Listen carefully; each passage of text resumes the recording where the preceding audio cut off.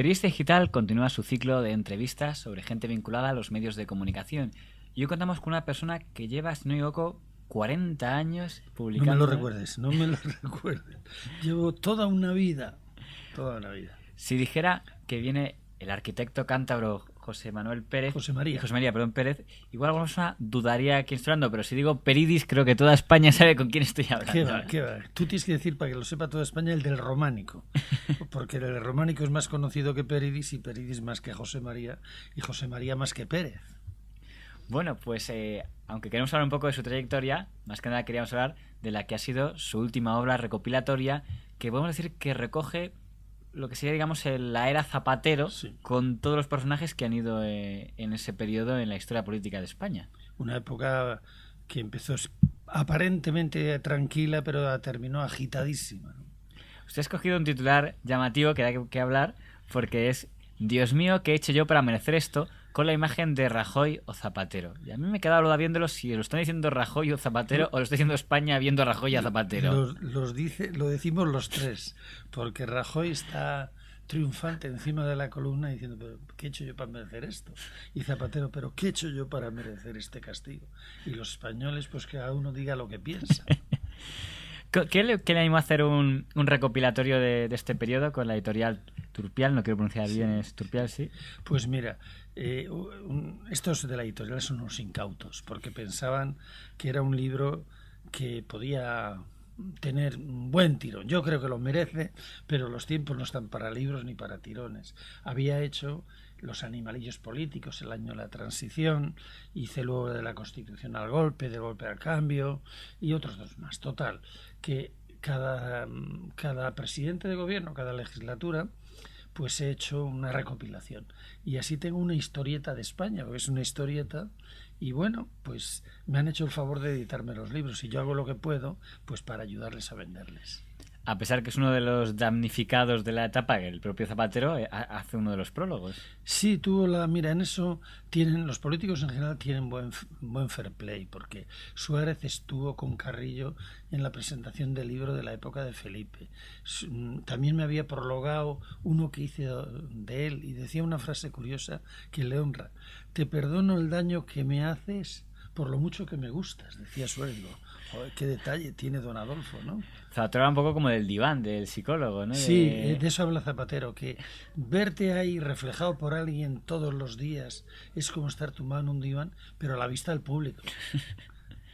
¿Y no le costó entonces convencerle o fue...? Pues no hablé con él, lógicamente yo no creo que le hablé, unos correos mandé a su secretaría y no. Sorprendentemente me dijo que sí, y sorprendentemente el prólogo llegó a tiempo, lo cual me produjo pues sorpresa y satisfacción, porque dije, bueno, prólogo para la historia, todo esto se hace para la historia, ¿eh? No te creas que se hace para ganar dinero.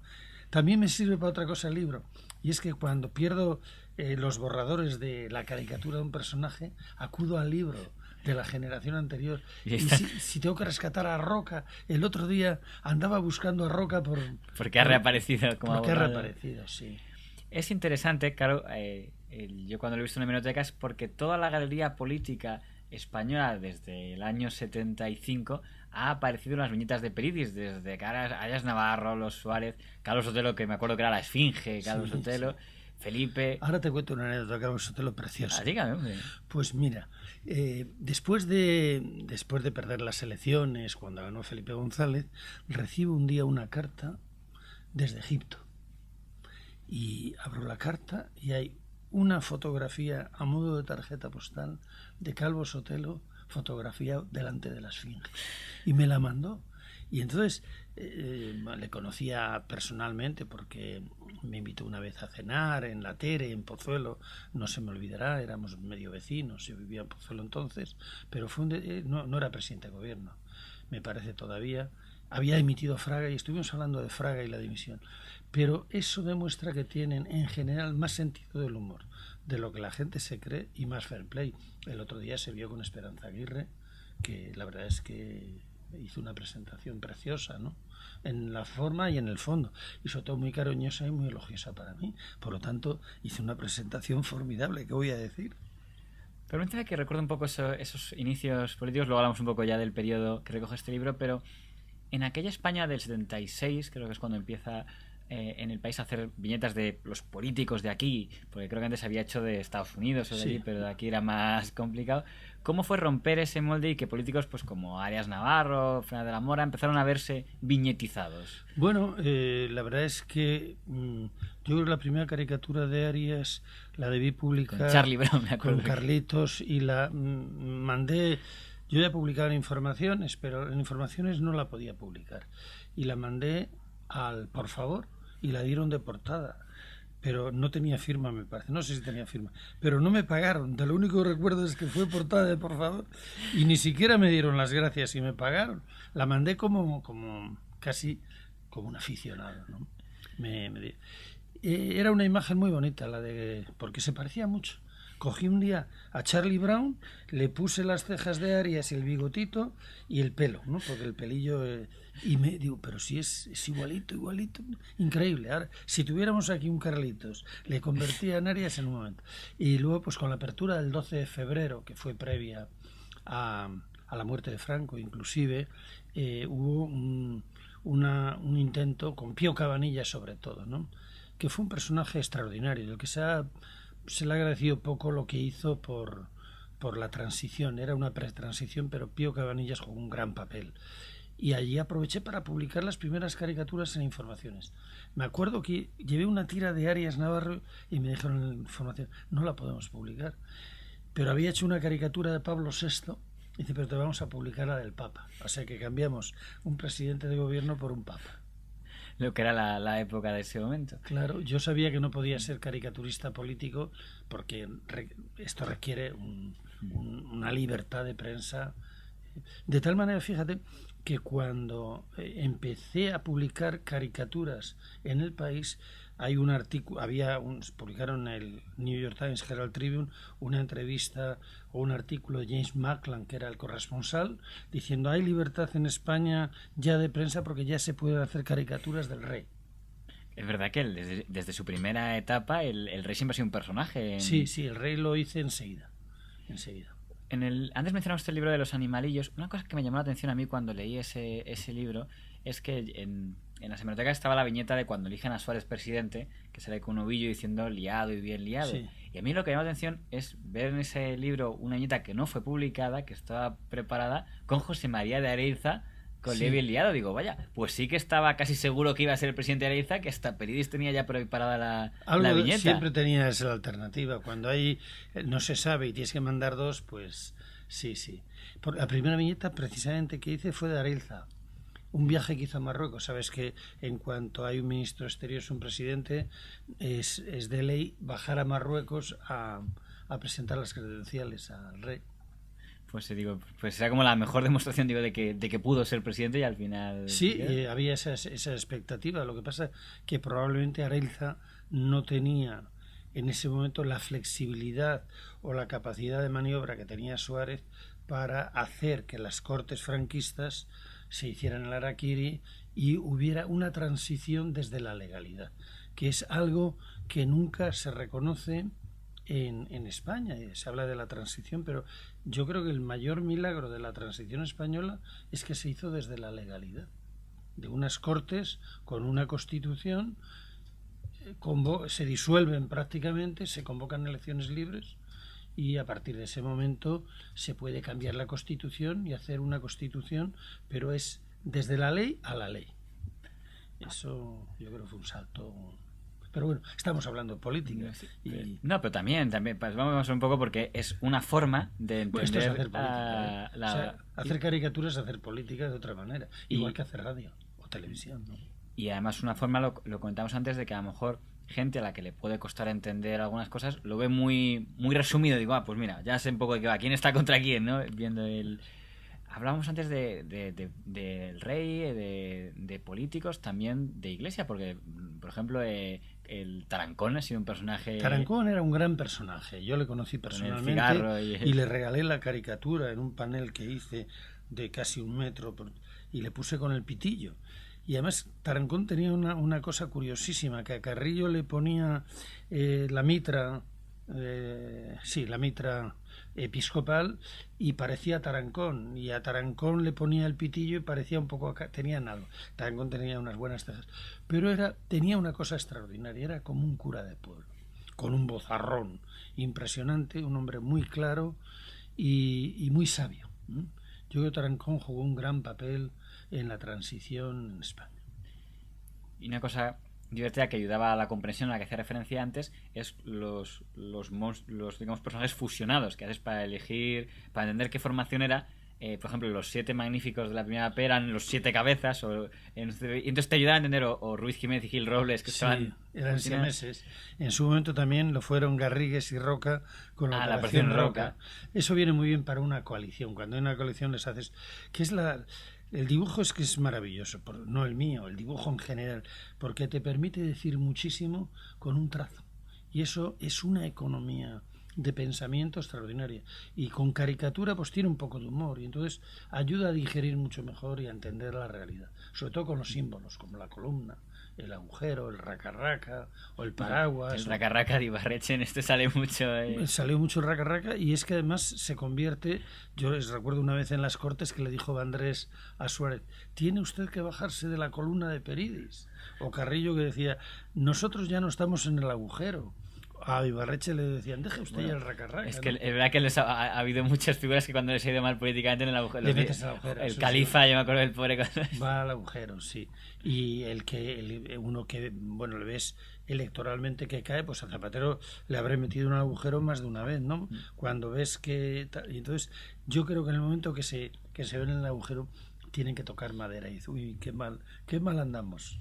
Una cosa que es muy símbolo de Peridis es lo del ministro de Interior con la porra. Yo creo que todos los ministros de Interior, desde Barrio Nuevo, desde Martín Villa y desde Fraga fue el primero que se acaba con la porra y con el casco, y Martín Villa la tenía la caricatura en el despacho, y por cierto es muy amigo mío, mucho, porque una de las cosas que tiene de bueno la caricatura, o lo menos en mi caso, es que te permite tener una relación afectuosa con los personajes. Me imagino que Quino quiere mucho a Mafalda y a Manolito, y que Schultz en su vida, pues a Snoopy le tendría un cariño total. Vamos, es que yo tengo un personaje como Snoopy y bueno, tengo un muñecote de este tamaño y duermo con él como Linus con la frazada, ¿no? Tenía yo aquí algunas que había guardado para recordar que me llamaban la atención, por comentar un poco, si recuerdas. Te has preparado la entrevista bien, ¿eh? Este es de un congreso del Partido Popular, es el del año 89. Con Hernández Mancha. Y se ve, no sé si es de aquí. Bonita. Esa es bonita. A la pantalla. Entonces, claro, cuando a mí me costaba entender qué pasó en aquel congreso, digo, bueno, esto lo de cuando se Fraga se ve Mancha, esto es cuando vuelve Fraga quitando Mancha, digo, hombre, pues se explica un poco bien, se ve un pequeño cascarón de Hernández Mancha. Era un polluelo. Con bandera blanca diciendo: usted tranquilo, don Manuel, y un gran Fraga que recuperaba el liderazgo. Sí. Ay, qué bonita. Fraga, desde luego, como personaje era extraordinario, porque es que era una sola línea, ¿no? Y un gran personaje de historieta. A mí me recordaba mucho a los policías de las películas de Charlot. Los que van sí. con gorro británico sería él. O casco, sí. Cuénteme, en este libro usted en su dedicatoria hace una mención especial al señor Fraga. Sale Fraga varias ocasiones, ya con bastón en este caso, claro, pero que ha sido quizá uno de los personajes más presentes en todas las historias de... Sí, yo creo que con Suárez y Carrillo, incluso más que González, fíjate, ha sido quizá el mejor personaje que he tenido desde el punto de vista de la caricatura y de la personalidad. Es decir, para un viñetista, para mí el gran personaje de mis tiras ha tenido más presencia en unas ocasiones, menos en otras, ha sido Fraga. Es que se dibuja muy bien. O sea, yo estoy así en un bar o en el estudio y me paso el día haciendo fragas. O sea, yo sigo haciendo eso. Pues parece mentira, pero yo hago fragas casi todos los días. Otra caricatura que hizo en aquel congreso en el que vio Fraga era Los 7 Magníficos, otra vez, pero eran todos fragas. Ya 7 fragas que llegaban, ya no estaban los otros. Y es que se le puede hacer en el sentido contrario, ¿eh? Mira, eso no se ve desde la cámara, pero ahora le pongo aquí la nariz, el ojo, y yo le hago a Fraga en las dos direcciones. Ah, y ya es un Jano. Fíjate, son dos fragas. Dos fragas. Pero es más, si yo quisiera, también podía aquí en el pie poner a Hernández Mancha sobre Fraga. Es decir, que es verdad, otro está Fraga. la facilidad del personaje, o aquí en la parte trasera, Fraga está sentado sobre el propio Fraga. Entonces es un Fraga múltiple. ¿Es verdad que eso alguna vez en el trono, que el trono es a la vez otra vez el personaje? Sí, lo he visto. Ese es el juego. Para mí este es un juego gráfico que da mucho significado a las cosas. Otra histórica de Peridis, a ver si recuerda usted a quién está dedicado, me imagino, si no se lo recuerdo el contexto, la única vez yo creo que ha salido una viñeta con texto. Pues no me acuerdo. Esto es porque había fallecido don Santiago Amón. Sí. Santiago Amón fue un gran amigo del país, colaborador de la aventura del románico, porque estuvo conmigo en los inicios, y entonces recitaban, sí, ahora me acuerdo perfectamente, un poema de César Vallejo que era: me moriré en París con aguacero, un día del cual tengo ya el recuerdo. Y recitaba este poema por las iglesias románicas. Y entonces cuando murió, yendo a Aguilar de Campo en helicóptero, que se mató con Rosa de Lima, Cítores y 2 pilotos de helicóptero, pues ahí en La Cabrera, le estábamos esperando en Aguilar de Campo. Él era el presidente de honor de la Asociación de Amigos del Monasterio. Le dediqué esta historieta, sí, que era el poema de César Vallejo. Yo creo que es la única vez que ha habido un texto en la viñeta, ¿no? Tan largo, sí. Yo creo que es un homenaje a un amigo que también fue fundador del país, porque estuvo en el primer país y fue crítico de arte durante unos cuantos años, sí. Ahora la gente le recuerda menos, pero por lo que hace mención que la Argentina yo sé que fue de los primeros tertulianos que hubo. Sí, en Onda Cero. Y era un hombre de una sabiduría, de una cultura enciclopedia. Para mí los viajes con Santiago Amón a Aguilar de Campo eran como estar en Grecia, en Atenas, con Sócrates paseando por la calle, porque es que tenía una cultura enciclopédica. Y aprendí, probablemente es de la persona que más he aprendido yo en esta vida. Fíjate. Cuando falleció ya no está en el país, ¿no? Él se no estaba en el país. Sí, está en Antena 3, es que le he seguido poco él Estaba en Antena 3. Una figura interesante. Otra viñeta, a ver si esta se ve 3 personajes que por lo menos 2 de ellos son muy reconocibles. Uno es Felipe González, otro es Adolfo Suárez y otro es un banquero recientemente reaparecido como tertuliano. Anda, sí, este es Mario Conde. Sí, es Mario Conde, que lleva la madeja bomba y era... Bueno, no es mala del todo. Podía ser un poco mejor. Hoy la haría mejor, porque el internet te permite tener fotografías de frente, de perfil, de todo. Mira Suárez y Felipe, sí. Me llama la atención esta sacada porque ahora cuando se habla tanto de que si chantajes de unos, chantajes de otros, ya en aquella época, hace 10 años, un poquito más, hace 20 años que diga, ya se hablaba de chantajes, que era otro tipo. Y aquí queda un poco reflejado lo que era el... Bueno, sí, Mario Conde es un personaje curiosísimo. Yo no sé si en los libros de texto relacionados con el inconsciente y con Freud pondrán una frase en un juicio de Mario Conde que dijo: cuando yo fui investido presidente del gobierno, presidente de Banesto, y dijo, yo me quedé sobrecogido porque lo recogieron los medios. Digo, bueno, este es un acto fallido, pero de libro. El subconsciente, digamos, que desvela la...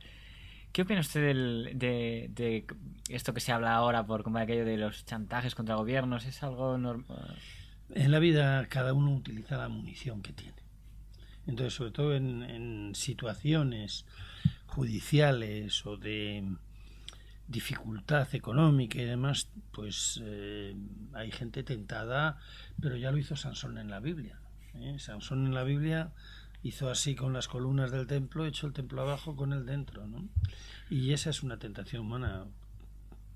Cuando llevaban a Jesús, no sé si de Herodes a Caifás o a Pilatos, en un momento determinado dijeron a alguien que su sangre caiga sobre nosotros y sobre nuestros hijos, ¿no? Eso está en el Evangelio, o sea que la condición humana es así. La última vez que tenía aquí guardadas es, como no, otra cosa que también es muy signo suyo, los vascos siempre con la boina. Y con la piedra. Y están comentando, esto es cuando se hizo la ilegalización en el 2002 de Ribatasuna. de Batasuna, que dice uno, 442 miembros de Batasuna han sido detenidos por ser de ETA. Y tú dices, hasta la fecha, y dice, Club, ¿qué dices? No dices nada más, dice, ¿qué te voy a decir si aquí nos conocemos todos? Entonces la guardé porque me llamó la atención el reflejo. Tratar este tema en viñetas sí me ha sido complicado, pero usted siempre lo ha abordado, el tema pues de... mira, yo lo he tenido que abordar porque en el país, pues la tira va con una noticia, ¿no?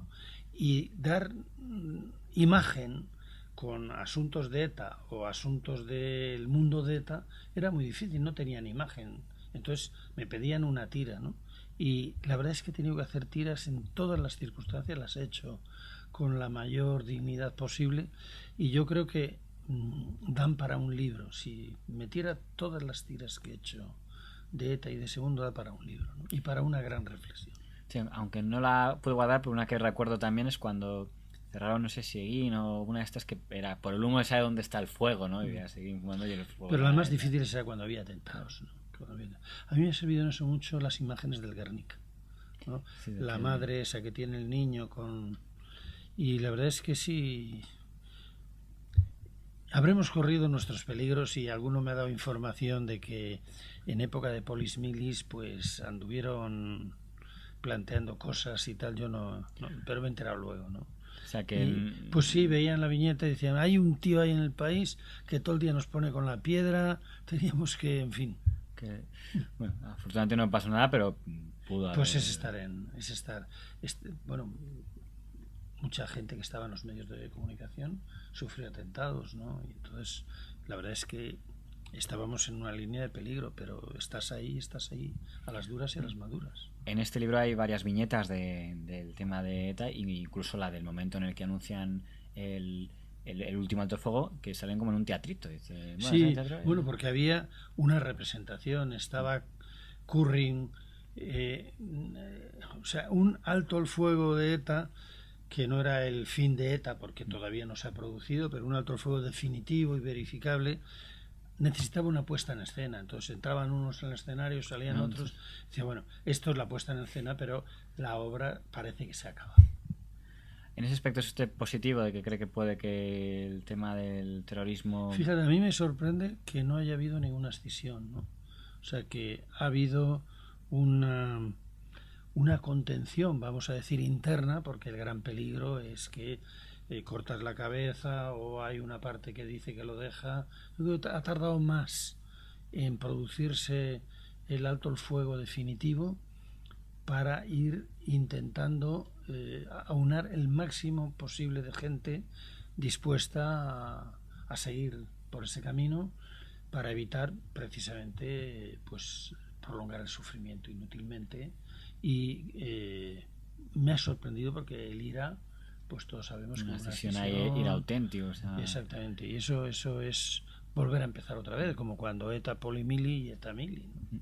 Cuando hemos hablado aquí con algunos analistas sobre este tipo de temas, me llama la atención dos opiniones muy radicalmente diferentes. Una, por ejemplo, cuando estaba aquí, pues, por ejemplo, don José María Calleja, y él nos comentábamos con él que cuando el mundo Batasuna dice aceptamos la ley de partidos, hacemos estatutos acorde con la ley de partidos, que eso se puede entender como una victoria, porque después de haber estado diciendo que la ley era fascista y la persona aceptaba las reglas de juego y rompía con la violencia, y en cambio que decía que al revés, que había sido una gran derrota permitirles que volvieran y que ahora tenían más poder que nunca y que ahora... Sí, yo tengo una opinión muy... Es un refrán español: enemigo que huye, puente de plata. Siempre hay que dejar una salida, porque victorias absolutas nunca se producen, o pocas veces se producen en la historia, y además no suelen tener buenas consecuencias, ¿eh? O sea, a Alemania se le derrota en la Primera Guerra Mundial y se le hace pagar un coste terrible que se empobrece enormemente, y entonces, bueno, surge lo que surge, ¿no? Y una guerra no bien resuelta lleva a otra, ¿no? Entonces, en este caso, yo creo que ese mundo estaba muy cansado y la sociedad vasca estaba muy cansada. Y bueno, yo la verdad es que he viajado intermitentemente al País Vasco. Ha habido épocas que no he ido, ha habido otras que por razones profesionales he tenido que ir, incluso he tenido que dar alguna charla en algún sitio y he tenido una contestación dentro de la sala y he visto al público acojonado. y tenía 3 batasunos, jóvenes batasunos detrás durante la charla. Bueno, yo me sentía pues absolutamente avasallado, ¿no? Tenía mi texto, era sobre un programa de empleo, sobre escuelas taller, Sí, no era sobre no nada político. ¿Había una agresión o le pegaron? No, pero había una actitud de avasallamiento, ¿no? Y he vuelto en determinadas ocasiones, pues a ver algún familiar y demás, y sí he encontrado una descompresión en la sociedad en el último año. O sea, se ha notado que la mayoría de la población, incluso en el mundo batasuno, han respirado. Y bueno, salvo que se remate mal el asunto, pues creo que es la definitiva y espero que no haya ninguna escisión. Parece que no van por ahí las cosas, ¿no? Vamos un poco del que sería, digamos, uno de los primeros protagonistas, el otro sería Rajoy, pero eso dejó para el final, y que sería Zapatero. Usted cuando se encontró con Zapatero como personaje, ¿la impresión que tenía de él era la que luego fue? ¿Hay una evolución? Bueno, se ve en la caricatura. El personaje inicialmente era muy blando, es decir, se acercaba más a Bambi. Como decía Alfonso Guerra. Sí, se acercaba más. Luego se fue afilando progresivamente con la ZP. Entonces le ponía como ZP o como Z y se fueron afilando los rasgos y di con él, pero al principio me ha pasado con más personajes. No me fue fácil. Y a medida que avanza el libro le ves más agudo, más afilado, ¿no? Con Rajoy, bueno, Rajoy ha sido la gran sorpresa del libro para mí, porque uno piensa que el personaje es el presidente de gobierno, y así ha sido prácticamente en casi todos los libros, con la excepción de Fraga, que ha pululado por todos. Pero el personaje ha sido Mariano Rajoy, sobre todo el Mariano Rajoy gallego, echado, esperando que le cayera, esperando el santo advenimiento, ¿no? Entonces, yo tengo la impresión de que usted ya sospechaba que Rajoy iba a ser el sucesor de Aznar, y le voy a decir porque incluso antes de que fuera designado oficialmente por José María Aznar como candidato, que es cuando dice la viñeta de que era designado a título de candidato, recordando otros momentos célebres de la historia, pues días antes usted ya había dibujado a Rajoy con el dedo señalándole. Sí. Intuía que iba a ser Rajoy, pero no sé, por descarte, ¿no? Me parecía Rato y Mayor Oreja no le convencían. Mayor Oreja creo que no podía ser, por muchas razones, fundamentalmente pues porque iba a tener, probablemente por su personalidad, una difícil negociación con la gente del PNV, que a veces se necesitan votos de minorías para, como le pasó a Aznar con Arzallus y con Pujol, ¿no? Y Rato sí tenía más posibilidades, pero me parecía que Rato se le iba a escapar más a Aznar inicialmente, ¿no? Que Rajoy era más moldeable, más flexible. Lo que pasa es que, claro, una flexibilidad gallega es una flexibilidad escurridiza. Entonces, ¿cómo ha ido aguantando la primera legislatura, que además le dibujaba mucho a lomos de Aznar como diván de Rajoy, y cómo en la segunda se soltó totalmente en el momento en que vio que era su oportunidad la segunda, ¿no? Pero vamos, no era ningún desdoro, porque Felipe González tuvo que perder 2 o 3 elecciones y andar con Felipe González. Suele ocurrir en política que no es llegar y besar el santo. Me acuerdo ahora que tenía la abejita Guerra a su alrededor. Sí. Era un buen personaje, un gran personaje de la política, evidentemente, y como abeja funcionó muy bien. Como avispa. Era más avispa. Él decía que le pintaba como una abejita, pero era más avispa. ¿Usted qué balance hace de Zapatero? Porque llama la atención que tras la primera legislatura, según sus rivales, si vemos, era como el presidente radical, el que había tomado medidas pues que más podían, digamos, ofender a la derecha, pues lo de la educación, lo de la memoria, lo del terrorismo, y entonces nos lo pintaban como más o menos el extremista, y de hecho mucho voto de Izquierda Unida tal se fue. Pero en cambio, curiosamente, 3 años después es la izquierda la que le marcó como traidor, amigo de los bancos, tal. Y dice, bueno, ¿en qué quedamos? Digo, el primero nos dicen que es muy radical, luego que se ha vuelto de derechas. Bueno, en la política se es muy pragmático en general, ¿no? Yo creo que en la primera legislatura fue radical en el sentido del radicalismo italiano, que yo sé que más conozco, ¿no? De derechos de minorías, vamos a decir, ¿no? La ley de dependencia, matrimonio gay, etcétera, etcétera. Pero claro, la segunda le vino la crisis encima como un tsunami, ¿no? Y no reaccionó a tiempo, o no se puede reaccionar a tiempo. Yo no sé si puedes decir, cuando estás de presidente del gobierno, que nos viene una crisis espantosa, porque entonces huyen los capitales. Se aumenta más todavía. Haces de pirómano. Entonces, ahí estás en un punto donde... Pero yo creo que hubo una fe excesiva en que la crisis iba a durar lo que otras. Y no todas las crisis duran lo mismo, igual que no todos los terremotos tienen la misma escala de Richter. Te viene un terremoto de 4,2 y bueno, te viene uno de 7 o de 8 o un tsunami y te lleva por delante. Y además es que este tsunami se ha llevado por delante a todos los gobernantes europeos. Solo falta la señora de la prima de riesgo, doña Angela Merkel, porque Sarkozy no pensábamos que se iba. Sí. Berlusconi también. Y se fue Cavaco Silva, Sócrates, y se fue Papandreou, y se fue Brown, y se fue Zapatero.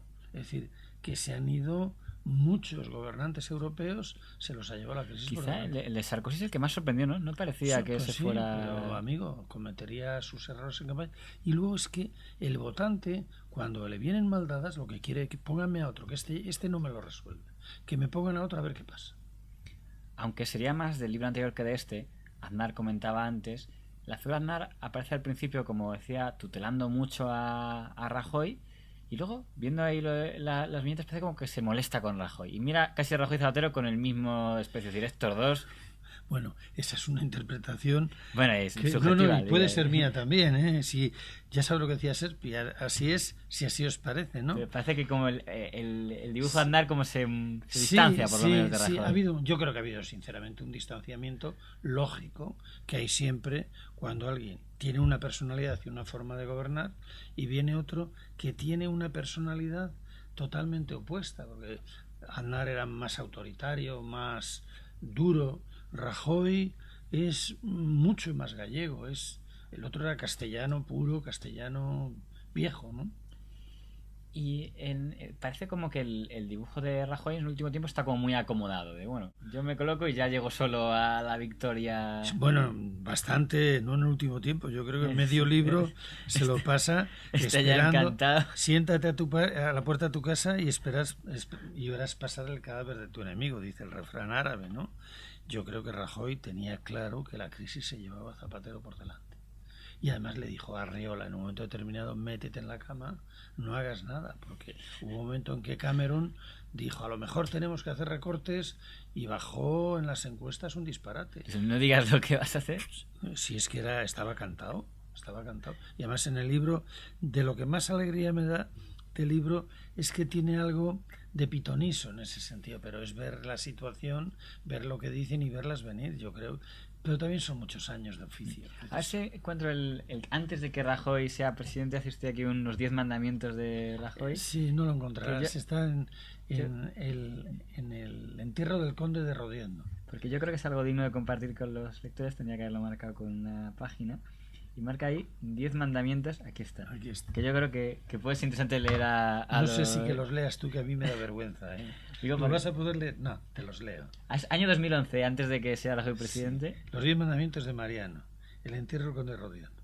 Primero, amar el poder sobre todas las cosas. Es obvio que el que no ama el poder no política nada. El cargo imprime carácter. Todo el mundo sabe que a alguien le hacen rey y ya hay adoración. Acabar con la herencia de Aznar. Lo que decíamos antes de que se...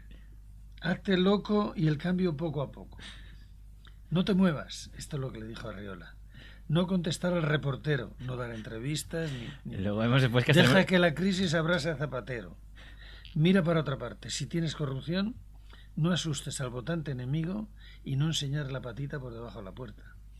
Yo creo que pero son los 10 mandamientos de la mayor parte de los políticos. En el momento que están arriba ya es otra cosa. Y bueno, pues ahí está Aznar con las llaves del reino, Fraga mirándole como hijo bien amado, Rouco.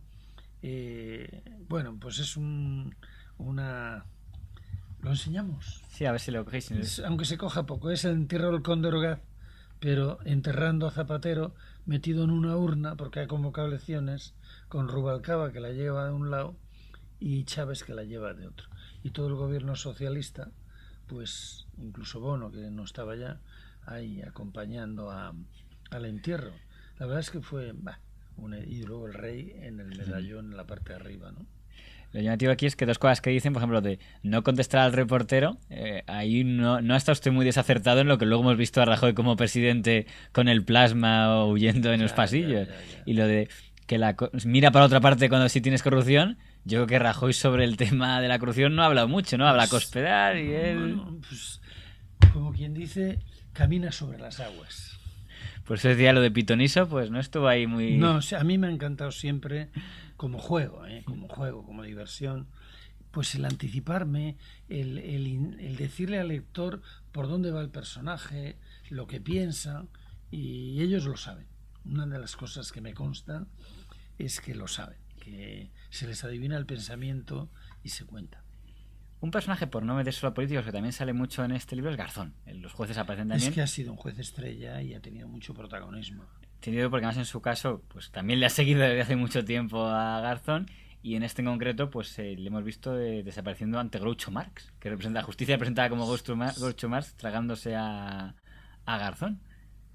¿Qué imagen le hace de este personaje de Garzón, que curiosamente tuvo una especie de inversa entre algunos grandes admiradores que luego pasaron a ser grandes odiadores de él, sobre todo en el campo mediático? Sí. Yo creo que no es bueno en absoluto que los jueces tengan un gran protagonismo. No es bueno ni que les conozcamos siquiera. Yo creo que ha habido jueces extraordinarios en todos estos años que no recordamos. Yo recuerdo uno que tuvo mucho papel en la lucha contra ETA, era el juez Gueren.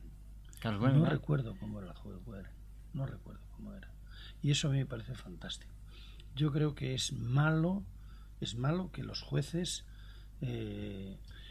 tengan presencia mediática excesiva fuera de las resoluciones judiciales. Un juez habla por sus resoluciones judiciales.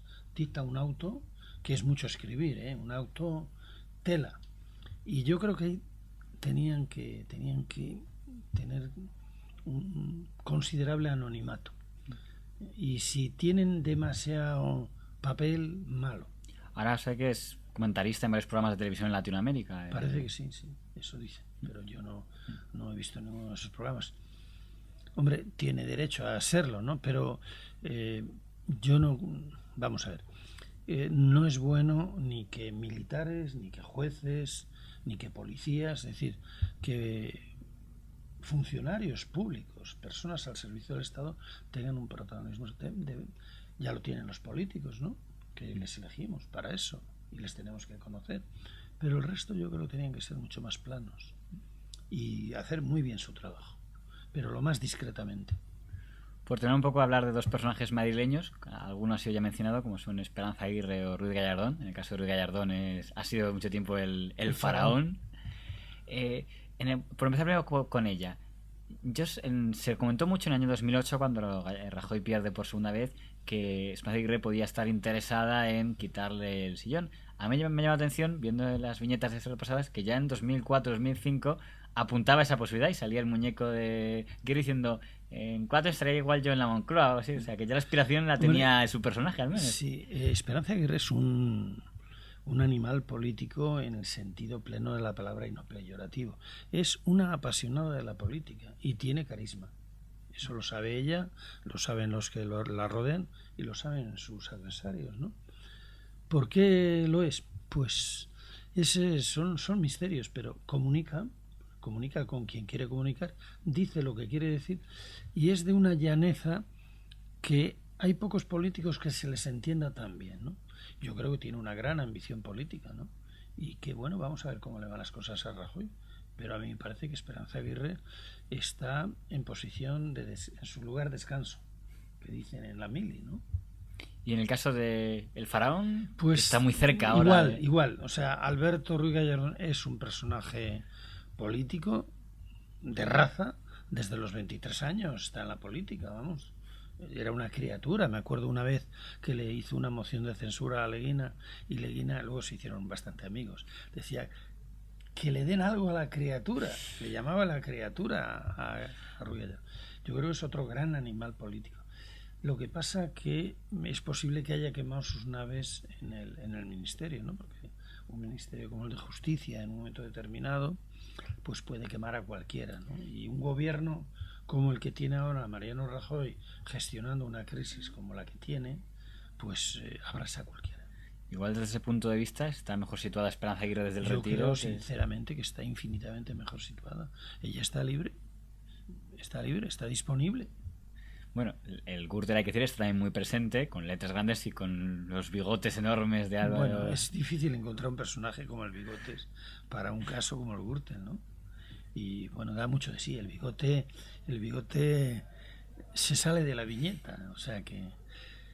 Pero tienes que dar con esa imagen, ¿no? Alargar el bigote y ya es sinuoso. Eso ya tiene otro significado. Alguien que hace, digamos, las viñetas que están relacionadas como buen humor, ahora que parece que hay tanto pesimismo, no sé si porque quizás estábamos acostumbrados a que un gobierno se desgastaba y a la vez la oposición se iba renovando y entonces había un cambio y lo nuevo y lo viejo, y mientras esto se gastaba se renovaba, y ya llega un momento en que parece, es subjetivo mío, pero da la impresión de que vemos todo desgastado. Sí. Entonces, creo que nos estamos desgastando hasta nosotros. Sí, no es una situación inédita, ¿no? El que todo se desgasta. Yo creo que no es bueno esto, pero bueno, no soy quien. Mi trabajo consiste en expresarlo y el ver que eso ocurre, ¿no? Pero sí, esa es la situación. Ahora sí hay esperanza, ¿eh? No me refiero solo a esperanza, porque cuando lo dijimos en la presentación del libro y le pregunté yo que si había esperanza, pues fue muy, muy sabia respondiendo, ¿no? Pero hay esperanza. Yo creo que la sociedad española es una sociedad muy viva y es una sociedad muy culta y es una sociedad muy trabajadora. Estamos en un momento malo, se sale, pero hay algo que nos tiene que decir alguien. Hombre, marcar un poco la salida, y la salida yo creo que es dar cada uno de nosotros en lo que hacemos lo más que podamos y ser lo más solidarios que podamos. Es decir, yo sí puedo hacer mucho a lo largo del día, desde mi tribuna, desde mi trabajo y desde la solidaridad social. Yo creo que este es un tiempo de solidaridad y de remangarse, y de todos los que tenemos más posibilidades, sobre todo los que tenemos trabajo y una influencia, ponerlo al servicio de la sociedad. Yo creo que hace falta mucha sociedad en España. Para terminar, una pequeña maldad, por simple curiosidad. ¿Alguna vez le han intentado arrebatar del diario El País, usted que ya no símbolos por venta del mundo, o le hace, venga, sea nuestro periódico? Bueno, pero ha sido en bromas. O sea, si me lo han dicho, yo creo que no pusieron 50 millones sobre la mesa. No ha habido conversaciones para halagar mi vanidad, pero en serio, no me han hecho, ninguna chica me ha hecho a mí esa declaración. Pues, señor Peridis, le agradezco, bueno, digo ya Peridis porque no me sale Pérez, pues don José María, que lo he dicho antes Manuel, don José María Pérez, muchas gracias por compartir este rato con Muchas gracias a ti, Francisco, porque ha sido de las mejores entrevistas que me han hecho en mi vida, y no es por nada, porque desde luego para tu juventud lo que te has documentado merece el Pulitzer. Bueno, eso es para mi vanidad también. Bueno, la repartimos. Muchas gracias por venir. A vosotros.